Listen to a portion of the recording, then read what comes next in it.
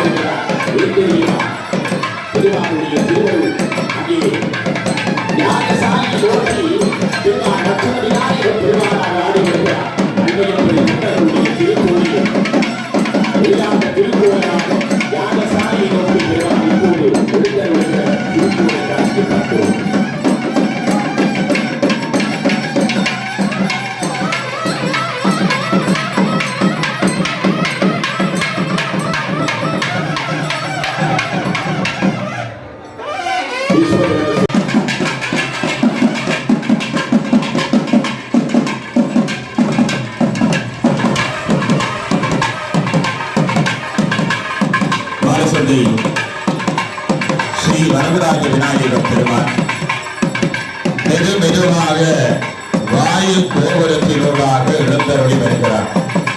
அங்கே கந்தர்வன் பூலோகத்திலே இருந்து மலர்மாலையோடு வந்திருக்கிறார். ஏன் தெரியுமா? அங்கே பெருமான் அகோரண மூர்த்தியாக வருகிறார். இப்போது பிள்ளையாருடைய தேகம் வெப்பம் அதிகமாக இருக்கிறது. அவர் அகோரணமாக ஒரு போருக்கு போவது போல அங்கே எங்களுடைய மனங்களிலே இருக்கிற ஆணவம் கண்மம் மாலை என்று சொல்லப்படுகிற முன்மலங்களை அழிப்பதற்காக தேரிலே புறப்பட போகிறார். அதனாலே விநாயக பெருமானுடைய தேகம் இப்போது அங்கே வெப்பமாக இருக்கிறது. அதனை போக்க வேண்டுமானால் வானவர்கள் அனுப்பிய கந்தர்வன் வந்திருக்கிறான் மலர் மாலையோடு. அங்கே எங்களுடைய பிரதம குருக்கள் சுதாகர குருக்கள் ஐயா அவர்கள் சிறப்பு மிகுந்த பெருமானுடைய திருவருளினாலே சந்தனத்தினாலே பெருமானுடைய திருமேனியிலே தேகத்திலே தடவி பெருமானை தேகத்தை குளிர்விக்க போகிறார். பெருமானே, பஞ்சமுக விநாயகரே, மாலிசந்தை பதியாரே, இந்த தேகத்திலே இருக்கிற உஷ்ணம் நீங்க வேண்டும், திருவருளை அடியார்களுக்கு நீ கொடுத்தருள வேண்டும் என்று பெருமானை பிரார்த்தனை செய்து அந்த சந்தனத்தினாலே பெருமானுடைய திருமேனியை தடவி, இன்றைக்கெல்லாம் நாங்கள் உழைக்கிறோம் ஓடி ஓடி. என்னத்திற்காக உழைக்கிறோம் என்றால் செல்வத்தை தேடுவதற்காக. அந்த செல்வத்தை தேடக்கூடிய தாயார் மகாலட்சுமி அவரோடு தான் இருக்கிறார். ஆகியனாலே மகாலட்சுமி செல்வத்தினாலே சிறப்பான அர்ச்சனைகள் எல்லாம் அங்கே நாணய குட்டிகளினாலே அச்சிக்கிற கைங்கரியம் எல்லாம் இடம்பெறப் போகிறது. இன்றைய தினம் பெருமானுடைய திருமேனியிலே காட்டு மல்லிகையும் அழித்தாறுகளுக்கெல்லாம் ஒரு நொடிப்பொழுதிலே அவர் அடக்கி விடுவதற்கு கையிலே அங்குசத்தை தாங்கியிருக்கிறார். இப்போது எழுந்தருளியிருக்கிற விதமாக அகோர மூர்த்தியாக எழுந்தருளியிருக்கிறார். சிம்ம கோலத்திலே அமர்ந்திருக்கிறார். அதற்கு திருவள்ளுவர் பெறுகிற வழி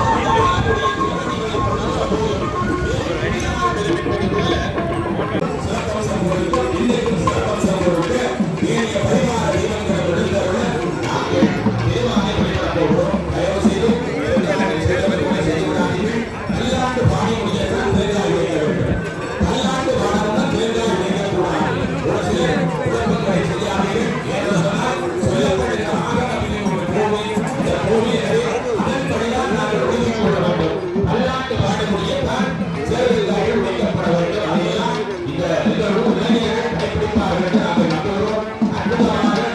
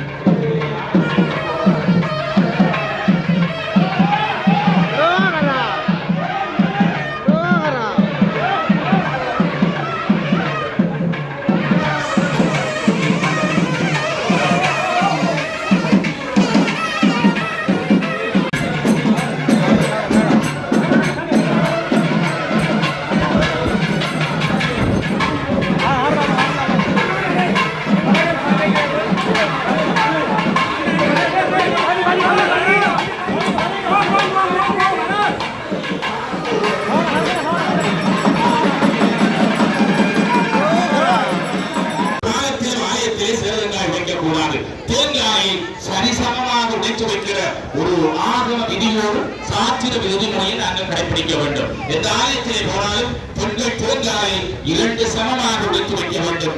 அதுதான் சாஸ்திர விதிமுறையிலே சொல்லப்படுகிறது. எனவே நாங்கள் சில விதிமுறைகளை எல்லாம் கடைபிடிக்க வேண்டும். அதே போல பெண்கள் அங்கம் பிரச்சாரம் செய்யக்கூடாது. பெண்களுடைய 8 அங்கம் மண்ணிலே படக்கூடாது. பெண்கள் தூக்கு காவடி இருக்கக்கூடாது. பெண்கள் பறவை காவடி இருக்கக்கூடாது. ஏனென்று சொன்னால் பெண்களுடைய 8 அங்கம் மண்ணிலே படக்கூடாது. 2 அங்கங்கள் 5 அங்கம் மாத்திரமே மண்ணிலே பட வேண்டும். அதற்காகத்தான் அதிகரிக்க வேண்டும். அல்லாது போனால் பெருமானுடைய பாராயணத்தை பாடி வர வேண்டும். இப்படியான நேர்த்திகளைத்தான் பெண்கள் செய்ய வேண்டும். சமயத்திற்கு முரணானதை செய்கிறவர்கள்தான் வினை நம்மை சூழுகிறது, துன்பம் நம்மை சூழுகிறது. எனவே சமயத்திலே எத்தனையோ விடயங்கள் இருக்கிறது. ஆரம்ப தேங்காய் உடைத்தவர்கள்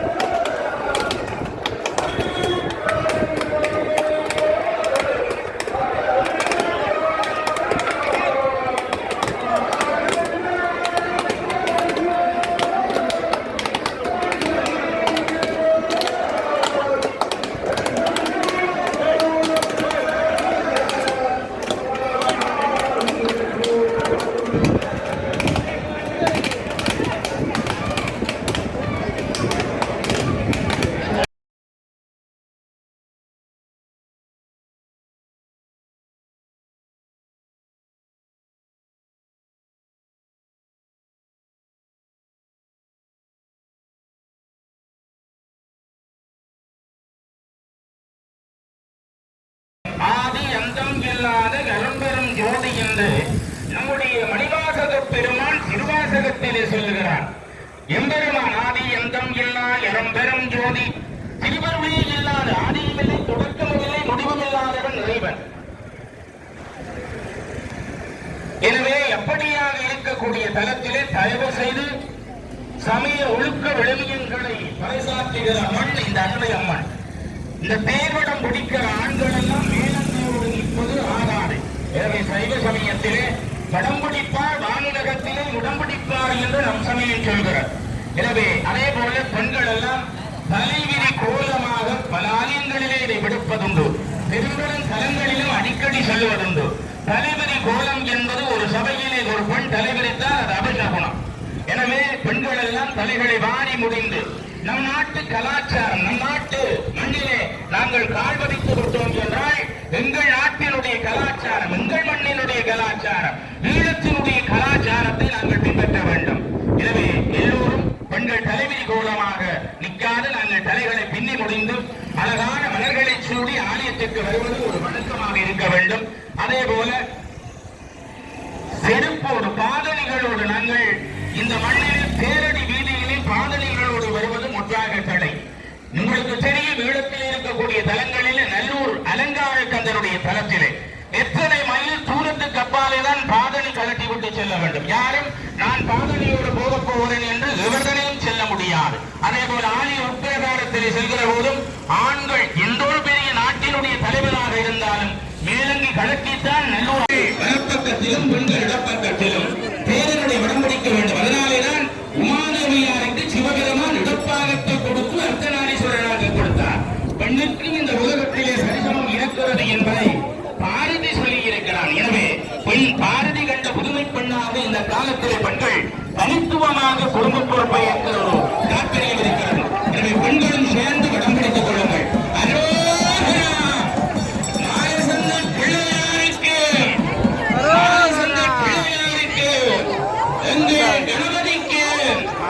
மாலைசந்தை நாயகன் அங்கே முருகப்பெருமானுடைய திருவருளை தருகிற மகாலட்சுமி, அங்கே விநாயக பெருமானுடைய தேரும் படம் பிடிக்க அனைவரும் வாருங்கள்.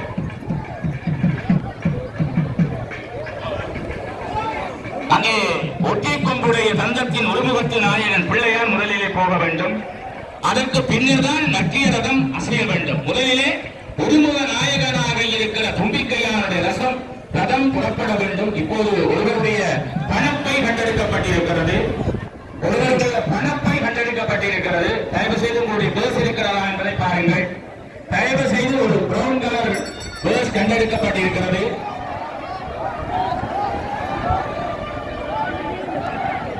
ஒருவருடைய பணப்பை கண்டெடுக்கப்பட்டிருக்கிறது. தயவு செய்து எல்லோரும் உங்களுடைய பேப்பர்ஸ் இருக்கிறதா என்று ஒரு முறை பாருங்கள். அதே போல ஒருவருடைய தொலைபேசி கண்டெடுக்கப்பட்டு ஒப்படைக்கப்பட்டிருக்கிறது. ஒருவருடைய தொலைபேசி கண்டெடுக்கப்பட்டு ஒப்படைக்கப்பட்டிருக்கிறது. தயவு செய்து வீதியோரங்களில் நிறுத்தி வைக்கப்பட்டிருக்கிற வாகனங்களை உடனடியாக வாகன சாரதிகள் அப்புறப்படுத்திக் கொண்டு செல்லுகிற காட்சியை பார்க்கிறோம்.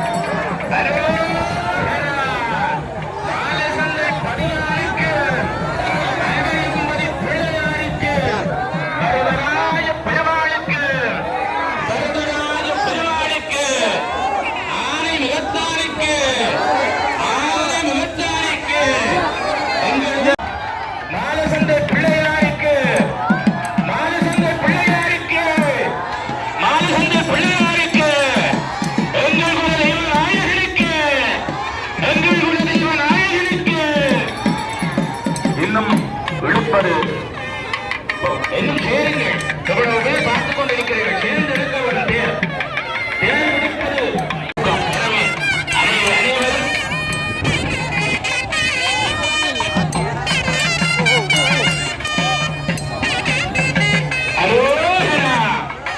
மாலசந்தை பிள்ளையார் மெது மெதுவாக இந்த மண்ணிலே தேர் அசைந்து வருகிறது.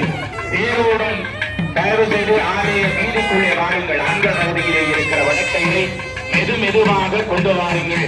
வீதிக்கு கொண்டு வாருங்கள். நிறைந்த அடியார் கூட்டம். இதுபோல ஒரு காட்சி பூலோகத்திலே காட்சியை பார்க்கிற போது இது கைலாச காட்சி போல தோன்றுகிறது.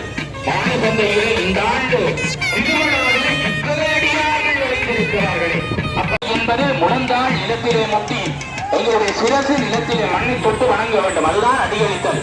பெருமானுடைய கோவிலை பார்த்தவாறு, பெருமானுடைய ஆலயத்தை பார்த்தவாறு நாங்கள் அடியளிக்க வேண்டும்.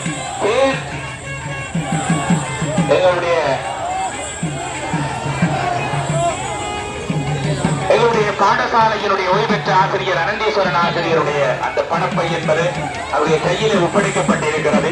அதே போல ஒரு தொலைபேசி, சிறிய தொலைபேசி ஒன்று கண்டெடுக்கப்பட்டு ஒப்படைக்கப்பட்டிருக்கிறது. உரியவர்கள் அடையாளம் காட்டி பெற்றுக் கொள்ளுமாறு கேட்டுக் கொள்வதோடு மானசந்தை பதியானுடைய சிறுவர்கள் நிறைந்த இந்த ஆலய சூழலில் இந்த பெருமானுடைய மாமரம் எத்தனை ஆண்டுகள் கடந்து மீண்டும் அது கம்பீரமாக இருக்கிறது. எத்தனை சந்ததியை கண்டனால்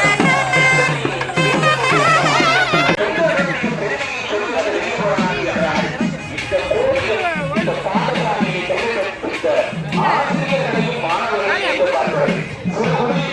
காலம் முதல் இந்த பாடசாலை இன்றைக்கு கட்டிடங்களோடு பலங்களோடு கூடிய ஒரு பாடசாலையாக திகழ்கிறது என்றால், மூலதனம் கொண்ட ஒரு பாடசாலையாக திகழ்கிறது என்றால் அந்த அளவு பெருமையும் இந்த பெருமானை சாரும் சின்னத்தமிழ் புலவர்களால் ஆதரிக்கப்பட்ட பாடசாலை இன்றைக்கு சிறப்பான ஒரு இந்த வீதியாக செல்கிற அத்தனை பயணிகளும் பயன்பெறுகிறார்கள். மதிய நேரம் என்றால் தாகம் எடுக்கும். எனவே அதிகமான வெப்பம் இருக்கிற காலத்திலே ஒரு உன்னதமான பணியை இந்த மண்ணிலே செய்கிறார்கள். இப்போதெல்லாம் கடும் வெப்பம் நிலவுகிறது. இந்த நேரத்திலே ஒரு தாக தாக்கி அருந்திவிட்டு இழப்பாடுகிற போது நினைத்துக் கொள்ளார், இந்த ஒரு பணியை, இந்த ஒரு புண்ணியத்தை ஒரு புண்ணியவான் செய்கிறான். எனவே மனம் வாழ்த்துகிறது. அந்த மனம் வாழ்த்துகிற பணி